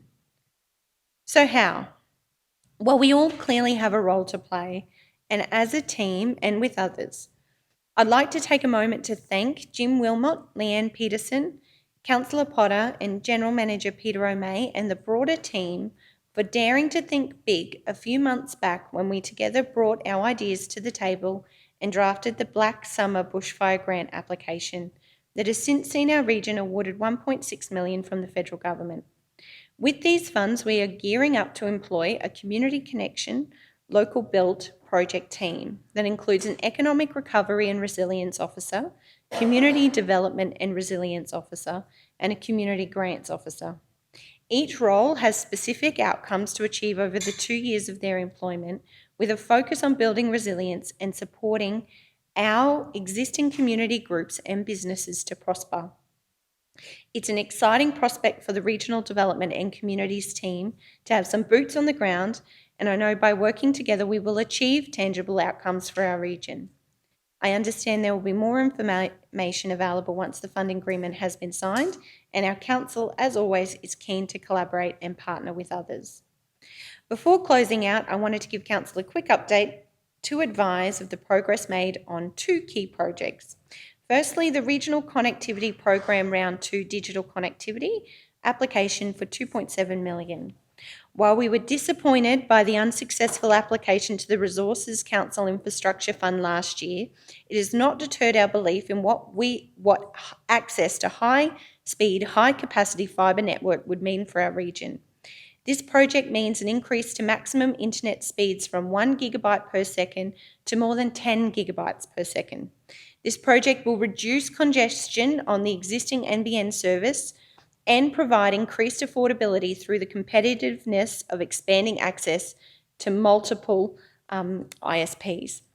The project involves the extension of the high-capacity fibre network from Toorong Power Station to Nanango and into Kingaroy, which would enable reliable, high-speed internet for government and community services, community health and safety, and businesses of all sizes. Enhanced digital capacity would open many growth opportunities for our region, including enhanced automation capacity for manufacturing and processing businesses. A number of these businesses have provided letters of support for the project, including Bega Foods, Bean Growers Australia, Department of Agriculture and Fisheries, Plenty Foods, Riverina Stock Feeds, and QP Stock Feeds. Additionally, this high-capacity internet solution will further increase the opportunity of e-commerce businesses operating, already growing due to COVID. I'd like to thank Cody Granger, Aaron Meehan, and the KTP project team who've been working to progress this application, and Mark Pitt and this council for your support of this project. It really is a game changer. And the second update is in relation to the National Water Infrastructure Development Fund demand assessment meetings scheduled for the 28th and 29th of March. Public meetings have been rescheduled to the 28th to the 29th of March due to the recent storm activity in Brisbane and the availability of our project partners at KBR. The purpose of these meetings in Blackbutt, Mergen and Kingaroy is to conduct a demand assessment workshop to assess whether there is sufficient interest from customers in purchasing additional water and or improving the reliability of their existing water allocations from the Blackbutt Irrigators and Growers, Barlow Weir and West Baramba project, and those interested in the opportunity should Council transfer Gordon Brook Dam to support localised irrigation instead of its current urban water purposes. The level of demand will determine the future investigations that take place, such as the size and location of potential storages or the opportunity to leverage other existing water infrastructure in Blackbutt and around Gordon Brook Dam. Demand and willingness to pay will determine the ways we progress these projects. The information is critical to determining the feasibility of pursuing these options. So I'd just encourage all of my fellow councillors, if you know anybody in those immediate areas that we should be talking to. I know the water project has been happening over a number of years, initially started by former Mayor Keith Campbell, and I just want to make sure that we get as many people as we can that have a genuine interest in actually buying, paying and using the water at the table at those meetings. So I've been working behind the scenes making a number of phone calls, but there's certainly people I'm not aware of and would appreciate your support in providing any of those contact details if there are people you know of regarding those three projects that we should be talking to that haven't received a notification. In closing, Mr Mayor, I'd just like to thank the support of the team and this council in progressing the regional development portfolio. I feel like there's actually some really great things happening, and I know further to our discussions about funding a economic development liaison officer this year who will support our planning team and the many businesses and interested industries knocking on the door to make their projects and aspirations realities here in the South Burnett. It's an exciting time as we're gearing up for the year ahead. So thank you to the team for your support. Councillor, you'll move that be received? Yes, I'd like to move that my report be received. Okay, thank you. Seconded, Councillor Hedge. Okay. Questions, speakers? Councillors? Councillor, sorry, did we not get, we have received notice, Mr CEO, we didn't get the grant from Community Resources Fund? Did I misinterpret what you said, or did we miss out? No, we didn't receive that funding last year, yes. Okay. I'm not sure if there's been official correspondence come through. Yeah, I wasn't aware that. I imagine there has, but we have certainly progressed the application for the federal digital connectivity on the back of that. Right, yeah, so I hadn't been informed of that was the case, but thank you for bringing it to our attention today. Certainly take that question on notice. If you could, thank you. Get the details back to you. If we could make sure that goes to the councillors, yeah, thank you. The 28th and 29th of March, do we have dates and times that we could share with council in relation to that? It's probably a question for Manager Jed, who I know has been working to reschedule all those meetings with the team. General Manager, do we have dates and times for councillors if they wish to attend?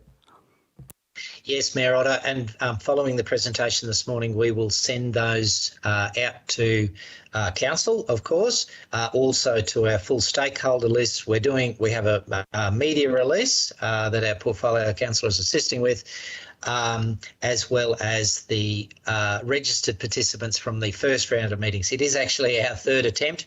We're trying to keep the same pattern, so they do start on Monday the 28th with the first meeting planned for the CWA Hall. It's in Blackbutt. That's specifically in related to that Blackbutt Mount Binga project. The timing for that, I believe, is 12:30. We've pushed it back a little bit in order that where there'll be some light refreshments served at the beginning of it, and then the councillors themselves will be able to make it across there should they wish to attend. The next meeting, I believe, is 4 p.m, and that's going to be at the Town Hall in Mergen, relocated from the RSL because of some issues that we had with COVID restrictions. And the last meeting, so that relates to the Baramba project specifically, demand for water on the Baramba system. I suppose it's surrounding the well-advanced Barlil and the potential West Baramba combined weir proposal. The third round of meetings, as the councillor pointed out, relating to potential use of Gordon Brook water from the Stewart River. It will be at 9 a.m. and it's going to be in the Town Hall on the Tuesday in Kingaroy. And we certainly will provide all of that later in the day. Thanks very much, General Manager. Okay, further speakers? We'll go to the vote. Those in favour, carried unanimously. Thank you all. 10.2 was the Regional Development Tourism Monthly Update at 68. Mr. CEO, anything that you wanted to point out there? Not heavily, Mayor. The only one, the work the Heritage Museum did with returning the photo of Lieutenant Colonel Kessels. We had a lovely response from the family, and it was just one of those nice little side stories that it was a absolutely glorious photo. It was in pristine condition, so it was lovely to reunite it with a family that weren't aware of it. That's a lovely story, yeah. Thank you, Mr. CEO. Okay, it's recommended that the Regional Development Tourism Monthly Update for February be received for information. Do we have a mover? Councillor Henson, seconded Councillor Potter. Speakers? Councillor Shoemaker. Yes, thank you. Great to read. We've welcomed another 7 new volunteers to the centre during the period of December to February. I know that's been a real challenge for the whole team in relation to the COVID restrictions. We've had some volunteers who have, for very good reasons, been unable to support. So it's great to welcome those 7 new volunteers. Thank you for signing up. I just had a question. It's great to read here that the Energy Centre in Nanango has taken on board that new residents information pack. I know we've had some discussions about that in council, how important it is to welcome our new residents.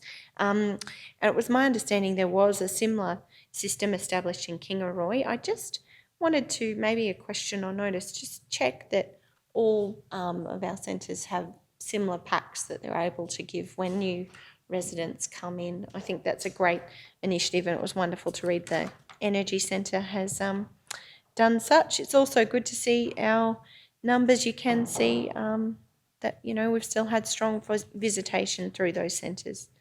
Thank you. Further speakers? All right, we'll go to the vote. Those in favour? Carried unanimously. Thank you all. 10.3, Future of the Visitor Information Centres. At page 85. Thank you, Mr. CEO.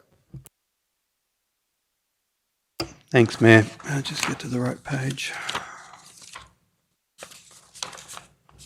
Okay. Probably the thing that's, Mayor, if I can cut to the chase, brought this to the head, is COVID over the last couple of years has impacted the accreditation process. As of 31st of March, all centres are expected to return to full accreditation opening hours. So of the recommendation 2 out of today and certainly this month, out of the recommendations, item 2 our priority is to formally request for an extension through to 30 June. Because at this current point in time, we are unable to meet those opening hours. So there's a significant amount of history and information that's been circulated. The report that was circulated to councillors in August in 2020, we've attached again. And you can see from the previous resolution adopted, it goes back into the previous term of council. The visitor information centres have certainly been a topic of discussion, and over the next couple of months there will need to be some decisions made about their future operation. And I believe we have the Mergen presentation coming in on Monday for the community engagement in the afternoon. So happy to take questions, Mayor. Thank you, Mr. CEO. Let's have a discussion around the table. Councillor Duff. Thank you, Mr. Mayor. I'd just like to add, if we could put in it as a dot point, because that we put on a volunteer drive with media around the risk of losing accreditation and what that means. Because I think that we need to alert the community to the importance of stepping up and becoming volunteers, because I don't think anyone really understands the difference between being accredited and non-accredited and what that means. So I'd just like to see if we could add something in there around, alerting the community to the risk. So Councillor, would we put that up on the first one, or just as a separate line item by itself, or? Happy for it to go into the office, into the recommendation. Yep, okay, yep. So a media drive for volunteers and, yep. And also alerting them to so they are, and an explanation as to the difference between accreditation and non-accreditation. Yep, sure, certainly. While CEO's just fleshing that first point out, first motion out, anything further from other councillors before we get these motions on the floor? Councillor Shoemaker.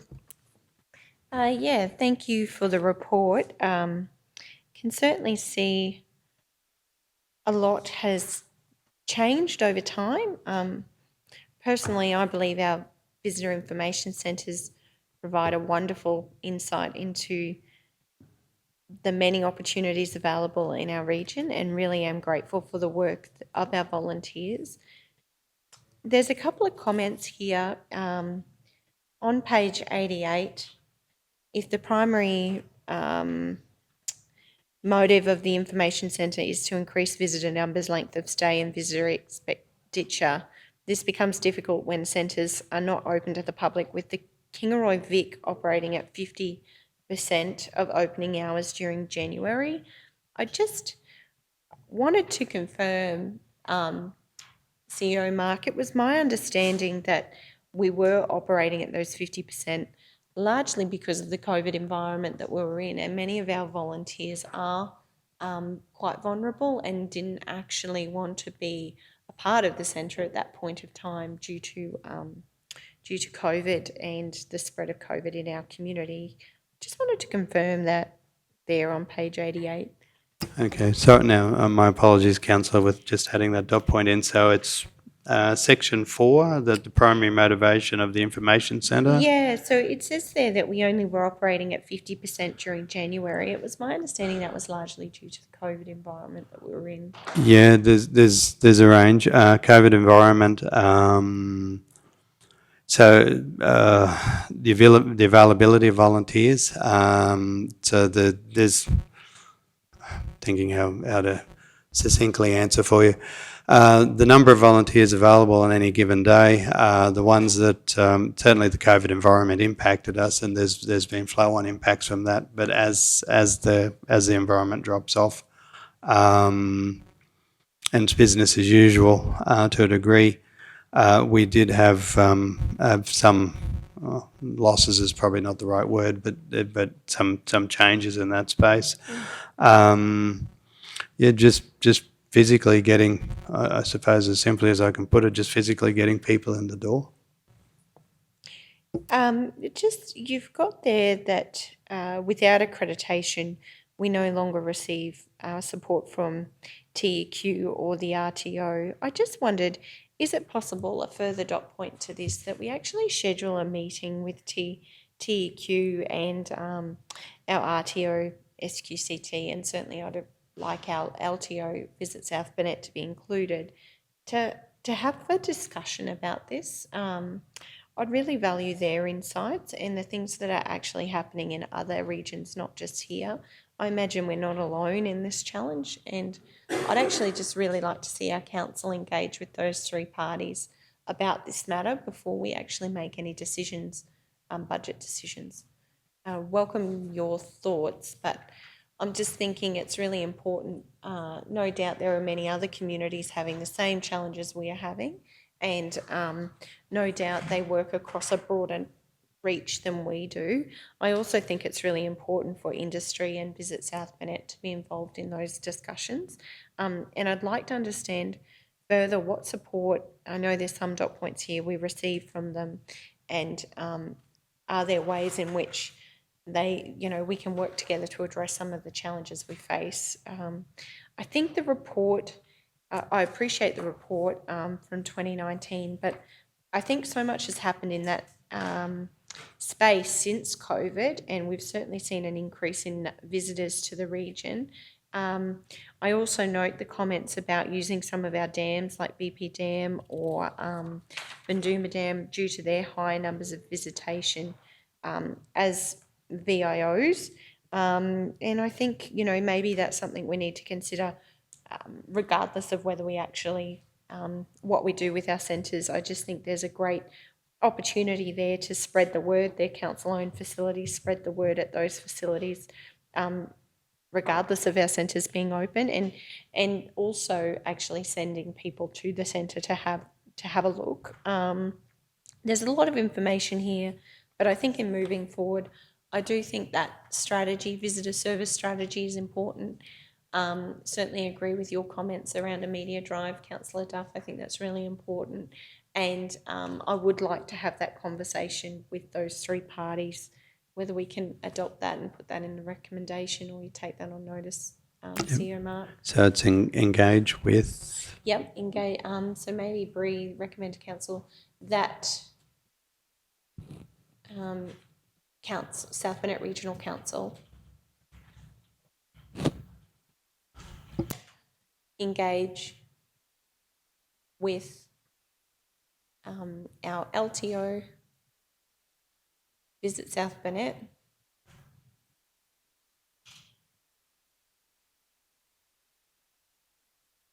our RTO, Southern Queensland Country Tourism,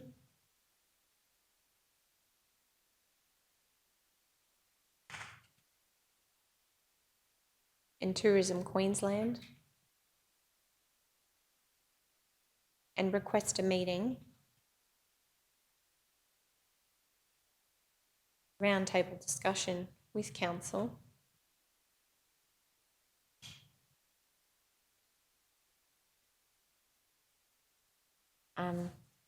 to address the matters tabled in the report.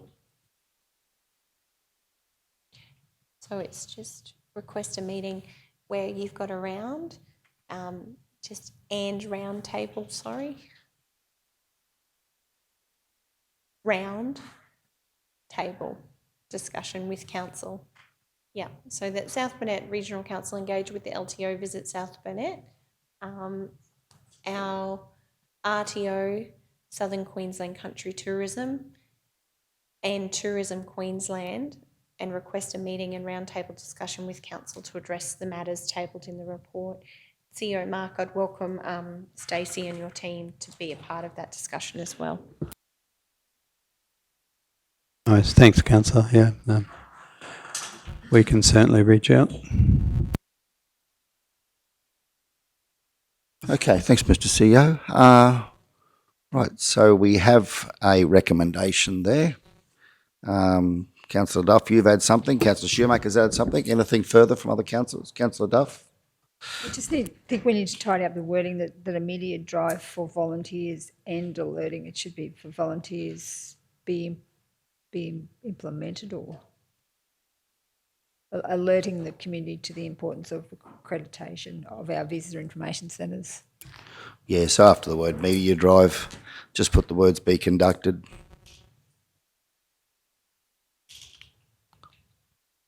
Seeking volunteers? Is that what you're after? Yes. Seeking volunteers and alert the community to the importance of accreditation. Yeah? Yes. Happy with that? Okay. Anything further? All right. Okay, well, let's get this one on the floor. Have a mover. Councillor Duff. Yep, thank you. Second, Councillor Shoemaker. Further speakers? Those in favour? Sorry, Councillor Duff, you've got your light on. Oh. No, you're right. Okay, good. We'll go to the vote then. Those in favour? Carried unanimously. Thank you all. Thanks, everyone. That concludes the meeting at 10:55 a.m. Thank you all for your participation today, and have a great rest of day. Thank you.